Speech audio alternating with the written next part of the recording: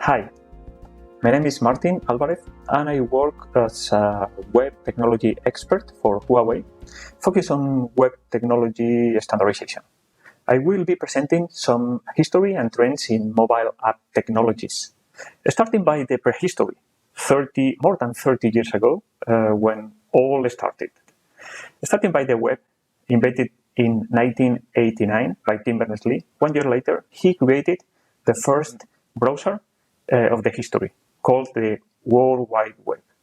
Some years later, in 1993, NSCA launched the first version of Mosaic. That after that, it was called Netscape, very popular at that time. This is considered as the first smartphone. Tim Berners-Lee, along with some other colleagues, founded the W3C, the World Wide Web Consortium. They were able to play the Snake game on Nokias, reinstalling some Nokias. After some iterations on the platforms and applications, we reached the modern age of mobile app technologies. In 2007, Apple launched the first version of the iPhone. W3C released the first version of the guidelines, the mobile web best practices. At this time, we started talking of mobile apps and content. 1 year later, we saw the first Android phone for both iOS, the App Store, and for Android, Google launched the Android market. 1 year later, in 2009, Chrome OS was launched publicly, and at that time as well, we could install the Angry Birds, the very popular. In 2010, in the middle of the fight between native applications and web applications, we saw this controversial article speaking about the future of native instead of web apps. App was the most popular word. Amazon launched the App Store as an alternative App Store for Android, and Huawei launched the App Gallery in China. And at that time, WeChat was created, the popular social network. In 2013, Firefox OS was released, running web applications. And we start in a new era where we see not only native of web, but hybrid applications that we can consider lighter applications. Light applications like instant apps released by Google. 2018, Microsoft announced that the Microsoft Store will host progressive web applications. So it's not only for native, the web is also in desktop.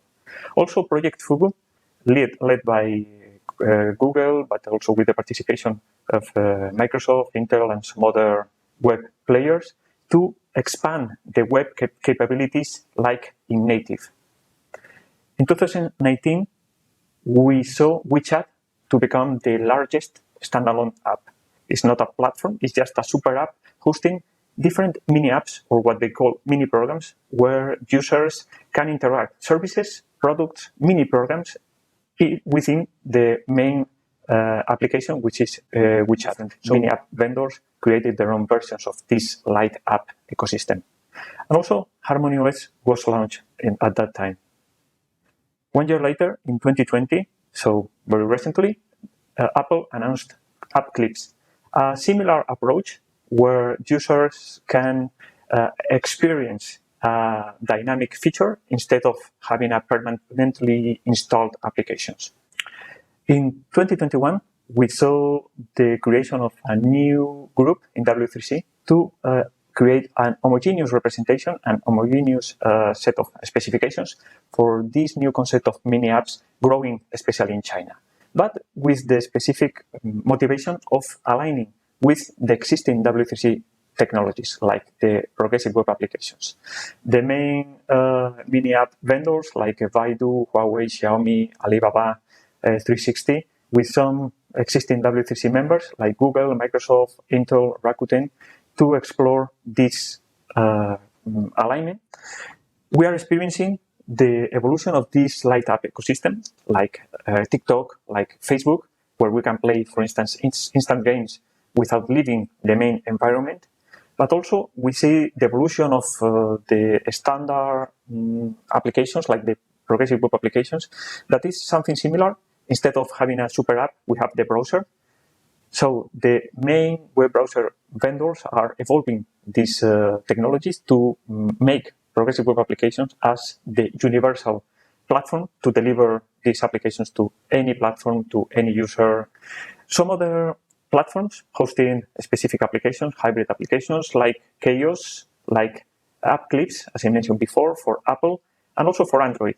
Instant apps, Amazon web applications, Android Go, and different versions of the similar with a direct interaction with the user, including as well quick apps. In terms of the growth of these standards, these web standards, we are experiencing amazing growth in the traffic. Perhaps we don't notice that, but these enhanced websites are everywhere. For instance, when you open Twitter on a web browser, you have the possibility to install the application. So you are accessing a progressive web application. Some other concepts like the Web3 providing decentralization. This new concept of applications running on decentralized platforms like the blockchains are gaining traction, and we have a lot of examples that we can test and we can experience right now. Now, we are facing different requirements driven by the end users, different scenarios, and we want to deliver experiences, not the tedious process of getting an application from a marketplace, installing the application, registering. So we want to deliver the product, the service, without this friction. So we want direct interaction, just coding once and deliver everywhere, and having more security and privacy for the end users. Thank you for watching. Feel free to ask me any questions, and see you soon.